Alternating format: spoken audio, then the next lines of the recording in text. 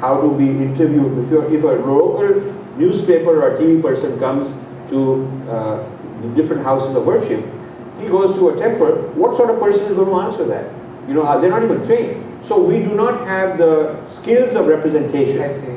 We do not even understand there's a need for that. Right. So all that skill is trained in, is produced in seminaries. So we do not have that kind of a seminary beyond. Each Hindu group has a certain place where they train acharyas for themselves.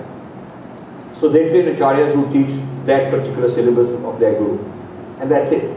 I mean, it's very uninteresting for them that these people should also know how to face the whole world, because they'll be traveling the world today and they'll be facing media. Now, interestingly, that CNN episode, yes, we responded. Why didn't the Ramakrishna Mission respond, Chinmaya Mission respond? Why didn't they respond? I mean, they have 100 times more resources than we do, and they are the keepers of the faith. Why didn't they respond? So I take them to task also, because I think they have not done the job. So I think this also gets on a point. So we were, Nikunj and I were on a TV interview, and one of the people who was calling said, we don't discuss these issues at Monday. And Nikunj brought up the point, why don't you discuss these issues at Monday, right? So what you're saying is we should sort of broaden the scope of issues that we discuss when we discuss about Hinduism, to also include advocacy issues, issues about representation. Educating ourselves on these issues will then empower us to speak about them to a broader audience. So let me tell you, the Arthashastra is a political and economic treatise. It is not being taught. If they tell you this is not the Hindu way, tell them that first of all, doing Purva Paksha of opponents is very much our tradition. Purva Paksha means you take on an opponent, you dissect their point of view, you give them a Uttar Paksha, means response. So arguing, debating is very much our tradition. So the moment I use the magic word Purva Paksha, then all these guys say, okay, you're right, we have to do it. Because otherwise they say we don't like to fight. But you say, okay, but Shankara was doing Purva Paksha all the time. And all the great exemplars were doing it. So that's one bridge you can cross. Then you say, then they want to say, but I only teach how your relationship with God and how to do puja, and I don't really know about all these things. You tell them that's not true, because the Dharma Shastra and the Artha Shastra is very much part of our texts. And if you look at the social political messages in Mahabharata, it's a profound political text also. So it is not just the Bhagavad Gita part of it, which is philosophical, but it's all the other stuff also. So I would say that our texts, our Shastras already contain a huge amount of material that we can revive, and then we can build on it and modernize it, make it more relevant for today. So our temples are not doing it. Now one temple fellow was very honest, trustee of one of these guys. He said, you can't make money if you do that. and puja, if we say, okay, Navaratri coming, and $1,008 plate will get you this, that. $108 plate will get you that. So there's different products at different levels. They have a business plan, they have a spreadsheet, how many people are coming, so they cater to it. And they know, okay, in Navaratri we're going to clean $500,000. And Shivratri we're going to do this. Every year they have a growth plan. It's a business. I mean, they have a responsibility to society. So what to do is, our people should go and say, hell no, we do have to reinvest. Where is your Purva Paksha of what's going on? Why aren't you guys doing it? You're making all this money. Why aren't you media savvy? Why don't you go to all the local TV channels and respond? Why don't you write letters to the editor? Why don't you fund people like me? They ought to be funding me, and many others like me. Not the other way around. Not the other way around. They got the cash coming from society. Hindu community gives them the money as seva. It is their job, and in the traditional Hindu temples, they used to do social work. Right. They had gaushalas for cows. They were giving Ayurvedic stuff free. They were running the universities and higher learning. They were the think tanks. They were the media debating. They were the ones training the ruling elite, the governance, the people of the ruling elite in the next generation. So these are the people who were, the temple would take a certain amount of funds from society and then help protect society and propagate the dharma. It was not just one way that we take your stuff, it's all kind of for some magic that the deity will do for you. I mean, I'm for bhakti. I do bhakti at home and I go to temples. I'm totally for bhakti. But I think that beyond yoga, meditation, and Vedanta in the ashram and bhakti in the temple, there's a huge space which is very much within the scope and responsibility of Hindu temples, which they have abandoned. And that's what I think the Hindu community should go and demand. That. Now they will say, we don't know, we don't have the skills. Well, then you should get people. I mean, I'm not able to convince major Hindu temples that you should have a kind of an intellectual cell, okay, and allocate 10% of your money to that, and we can do newsletters, we can do websites, we can go to all the campuses in the area and educate them. We'll do advocacy, all of that. The temple should be doing it because they have the funds to do it. Right. So I think we've encompassed a lot of different issues. I now want to just allow the audience to also ask some specific questions to Rajivji. I know that Arnav Kejriwal, HSC volunteer, has a microphone. So if you have a question for Rajivji that you'd like him to answer, you can go to Arnav and ask your question. We ask that you just keep your question short, and question and answer short, so that we can get to as many people as possible. And also, Jay, do you want them in a certain place so you can videotape them? But I can't see the person. Oh, I have to. Okay, I'll come up. Do you want to switch positions? Maybe we move the podium. Okay. That would be good. Yeah. Somebody's phone. Is this somebody's phone? Okay.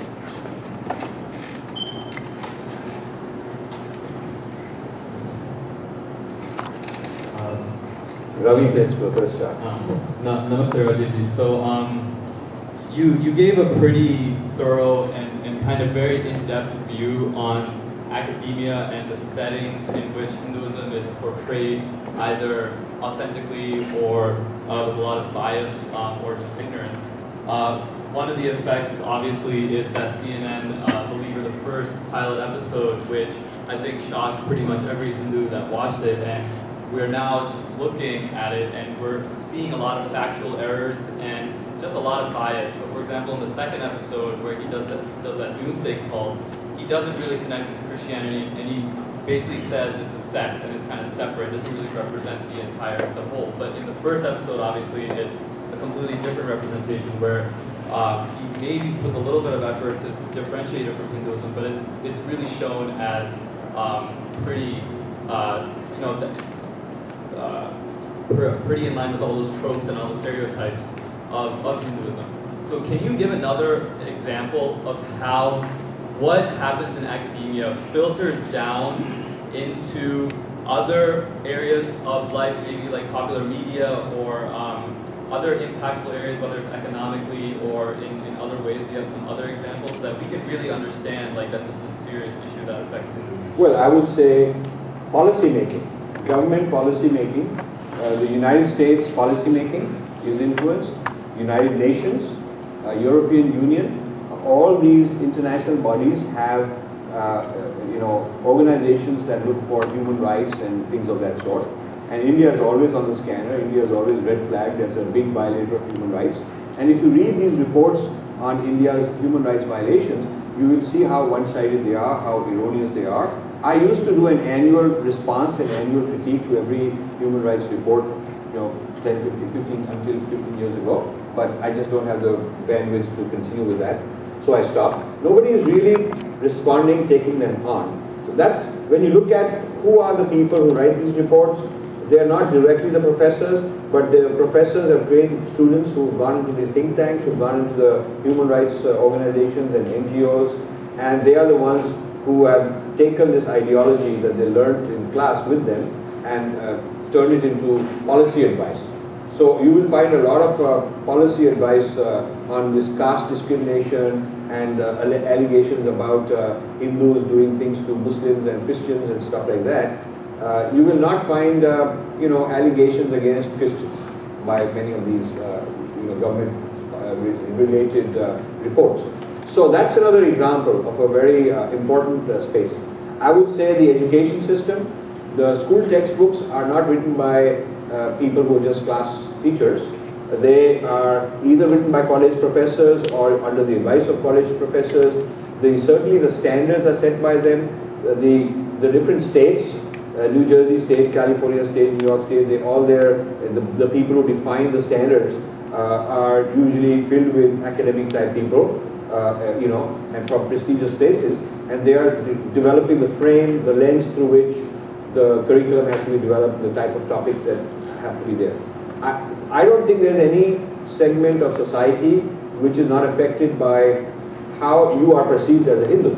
I mean, in your workplace, you go, why are people afraid to go beyond a certain amount of symbolism? Muslims are asserting themselves. They go with their burqas and all that, they go and do that. Jews are happy with, wearing their symbol and all that. Christians wear their cross and all. Hindus will kind of compromise, a few will assert a little more. So there is an unstated bias. It's not always in the face explicitly told to you, but your unconscious picks it up that, okay, I better not go beyond this. So I would say the case is very strong that we have lost this war, and winning it back is not going to be easy. And most people don't want to admit that we are losing this war, because if they admit, then they'll have a responsibility to do something. It's easier to be in denial and to say, well, we're winning, so we're all happy, we're having a good time. When you are somebody in a position of authority, then you must take responsibility to solve problems. If you are lazy or afraid or just don't want to bother, then a good way to shrug responsibility is to say there's no problem. But there is a problem. Namaste, Rajiv. Can you hear me? Closer to the mic. It's great to see you here. I have heard you on YouTube for years, so it's great to see you live today. And thank you for your wonderful work that you've been doing in Swadeshi Indology in India. And just to make a point that I don't think we have lost the war until if there is a single Hindu who would be alive fighting this battle, I don't think we have lost the war. And you're doing a great job in that. So let me answer this point, because you may probably have another question. Hinduism as a body of knowledge and practices won't lose the war. It's like saying, E equals mc squared current is the truth, so you cannot lose. But the practitioners of it, the human beings who are called the Hindus, may get extinct. So, the truth is one thing, but the people who are supposed to embody it, practice it, they may be gone. So you will have something with no practitioners. So that doesn't mean Hinduism is lost, it is the Hindus who are gone. You see what I'm saying? There's a difference. My attitude towards Hinduism is one thing. My attitude towards the Hindus is different. I think that Hinduism is great. I don't think the Hindus are great. I think the Hindus are really a lot of serious problems. I have a huge amount of issues with them. So, whether there's one Hindu left or 1 billion Hindus left, the point is not numbers. The point is, how strong is their commitment? To what extent are they solid and are they defending their dharma? Now, if you look at this, I have one of my unpublished books is called Moran Smriti, which is what morons say, FAQs about morons, what morons talk about. And one of the FAQs is, we are 5,000 years old and we will never die and everything is good and all. So that's one of the Moran Smriti shlokas, sutras, So the response is that even 1500 years ago, forget 5,000, Hinduism went from Afghanistan to Bali. So we had all of Afghanistan, Pakistan, Bangladesh, Myanmar, all of those, Cambodia, all the way to Bali. And south from Sri Lanka, north to Tibet, the Central Asian countries.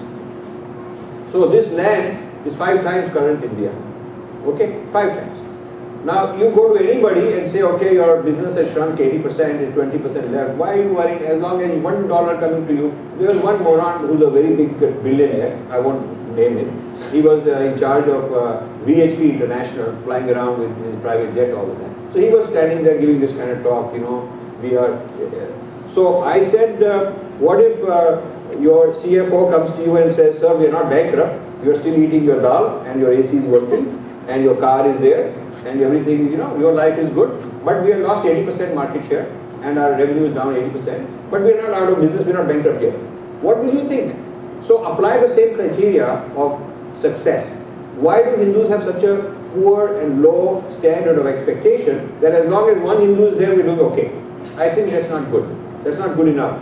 Yeah, the two most aggressive religions, expansionist religions that occupy the majority of humankind's mind share, did not even exist.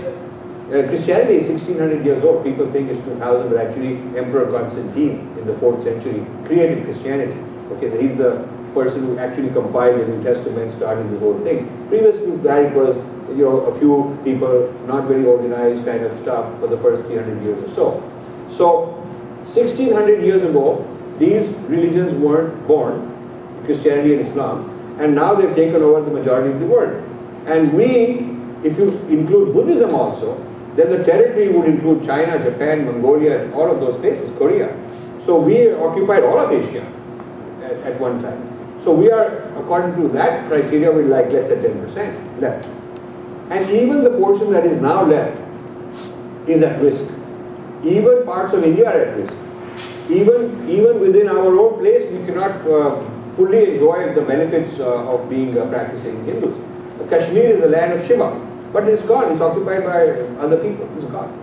You look at Kumbh Mela. I did a thing on Kumbh Mela and how it's being invaded by people from Harvard trying to do all kinds of things. I have a video episode on Kumbh Mela. Please watch it. So that's also something at risk. So now, in our own country, we are struggling to get our temples back. Now imagine, we're saying we're doing very well. Temples are not under our control. We are shrinking geographically. Some of our sacred sites are not owned by us. Like the big mosque, I don't know if you've been to Varanasi, but this shrunk, Vishwanath temple from its original place. There's a huge mosque that was land taken over by Aurangzeb, and you look at all these other sacred sites. Sacred sites don't belong to us. Media is Urduized. Yeah. So we are taking money from the Hindu temples and funding the Hajj, pilgrimage. So I don't know what is your criteria of being successful. So I would say that just like in your business and in your profession and in your schools, your criteria is I want to be the best. I'm not saying that I'm doing well because I passed the exam. I want to be a topper. That's the standard we set. Yeah? And the Indians are very tough negotiators in their own corporate and business life. So why not apply a high standard and say we ought to have some metrics, some statistics, and we ought to be able to measure against that. If you were to do that, you will not say that we are doing okay. I understand your point, and I can give you a one-line view why is it not happening, but before that, I have two short questions. So my first question is, I think at the heart of it, you are actually saying that we should have a very serious academic research and academic institutions where Hinduism is taught as it is, or traditionally. So for that, for example, you're doing Swadeshi Indology research, so 50 papers that came out and they will be published in 4 volumes. But I would say that we should have actually a university or institutions in which degrees are given to the young scholars taught by traditional gurus who have been living that life, and they know that they know that knowledge originally. So that is the first thing. So let's go one at a time. That's not a question. My question is that because I'll forget otherwise. So it's not like we haven't thought about it. I mean, I get it's one of the standard 100 advice I keep getting over and over again. One is you should translate things. One is your videos should be small. If they're small, they should be big. So whatever, one they should speak in Hindi. If I speak in Hindi, they say no, you should talk in English for more people. So there are certain points that people keep sending me all the time. So it's a standard one. We should start a university, all of that stuff. It's easier said than done. Okay, you need at least $1 billion. You can't start it with $50 million. You need many departments. You need a corpus which will last forever. And you look at major universities, you're talking about, if you look at a major seminary in this country, and they have many dozens of them, to even take the budget of one serious seminary, you're talking about a huge amount of money to start this. So if you can, when people say, Rajiv, please start this, I say, okay, when your wire comes for so many dollars, I will next day get 40. So I will tell you the same thing, when your wire transfer comes, you've given us all this money, so many hundreds of millions of dollars towards starting a university. By the way, I promise you, next morning I will start. It's not easy. It's very difficult to get just a tiny amount of money from our people. Forget university. Forget that. Even tiny one. Now, the more important point you made is that we ought to teach, we ought to have a place, whether it's a university, whether it's a department, whether it's an ashram, we ought to have a place where we teach it our way. That's your point. I think, let me tell you that. There's a difference between a center of research and a center of teaching. Please understand that. R&D is lacking. So when you teach, the problem is when you teach, if you were to put out 10 professorships and you fund them, whether it's a separate university or a department or whatever, chances are that they'll be teaching the existing knowledge. And if the existing knowledge is poisoned, how do you change that? So first you have to do research to change existing books, existing curriculums. So Swadeshi Indology is not at the retail level. We are not teaching the public. Public is welcome to come and watch our videos and get the benefit. We are training the trainers. We are training the researchers. The output of this research goes into books. These books then get used to teach others. So it filters from the research to the consumer level is a whole pipeline. It takes time. So we cannot. There's a Hindu University of America. They're teaching courses, but they never did research to challenge the paradigm. You follow what I'm saying? HAF never invested in real paradigm changing research. That requires research. You see, we are looking for high visibility, quick impact in the public eye, with something they can do that they'll get accolades from the public that you've done something. So invariably, it doesn't work because a good solution will first take on a problem of the existing discourse, understand it, take it apart, that takes a while, then respond to it, that takes a while, publish it, get traction with scholars, get enough scholars on board, and this is a multi-year effort. So what they need to do is take people with money to take one issue. So they should say, okay, I'll take this one issue where Hinduism is being battered unfairly. On this issue, I will get the research done. I will then train the trainers, other trainers. I will go to all the conferences where this issue is being discussed and our people will go and win those debates. We will take control of the discourse on that one topic. Believe me, just to do it for one topic requires a lot of money and a lot of time. Yeah. Thank you. Namaste. Thank you for coming. A quick comment and a specific question. The comment based on the previous discussion. Yeah, closer and louder. The comment based on the previous discussion is, during the World War II, British said that we will fight the battle till the last Indian is alive. So irrespective of the numbers, I think it's the mindset that we have to change to fight this war.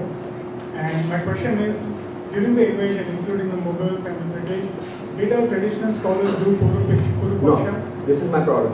You should read what I've written about Puru Paksha. I think you are very wise. You asked a very smart question. We had a tradition of Purva Paksha, which was one of the intellectual defense mechanisms. That you're always keeping tabs on others, what they are doing, you're taking them on, you're arguing, not just because you want to, it's not because I need to defeat this one fellow, but I need to build arguments which my other people will understand. Then they become robust. They know how to withstand this kind of a person. We were doing it for a long time, but somehow after a certain period of time, when Christianity was coming, nobody bothered to do much of a Purva Paksha. When Islam came, we thought they're barbarians, who cares? We are so superior, why should we do Purva Paksha of them? We should have, because if we understood what is an ideology telling them to do, why are they here, why have they come 1,000 miles from home, who sent them, what is their motive, if we understood the dynamics of what is a kafir, what is the dynamics of a Darul Islam versus Darul Harb, if we understood their thinking, we could have been much better off. You see, if we understood the Christianity's thinking, we would have been much better off. Not only we failed to do it then, we still are not doing it. It's very difficult for me to get our traditional people out of their cocoons, out of their silos, into the Kurukshetra and tell them, now you please go and face this fellow, that fellow. You know, I have a conference call every Friday morning with one group in India and another one with a different group on every Saturday morning. And we are developing our next Swadeshi conferences, Swadeshi Indology conferences. And now I have a core team which is very seriously set up, established in this importance of doing this, why it is necessary, and how difficult it is. So I have a core team over the past year. They are finding difficulty convincing others, because the others are the same way. They do not know, why should I bother my all day. I have a video of this question came up in the Swadeshi Endology conference we just did. One of the traditional guys, he was happy to be there, but in a very condescending way. I'm here, I'm doing this paper, but tell me, why do we need to worry? I've got so much to do. I have so many rituals to do every morning. I have my own tradition to, my worship to do, all of that. Why should I bother with all this stuff that these people are doing? I gave him a long answer, and towards the end he said, we will help you, we will work with you. So this is a very tough job to convince these guys that this is not only something that you must do for practical reasons, but in previous generations the top level people were doing it. Adi Shankara was doing it. Now Adi Shankara didn't say, why should I go and debate all those guys? Let them be, I am my truth, they have their truth. He didn't do that. I mean, he went and argued with them. You see, he went and walked around the four corners of the Indian subcontinent in those days to set up his mattas, which would be like seminaries for that time. But we haven't kept up with that.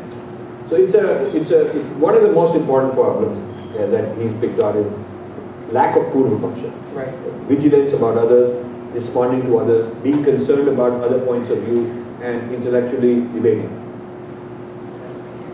Thank you. I think that's our last question for this session. So, as always, thank you, Rajiv ji, for sharing your wisdom and your experience with us.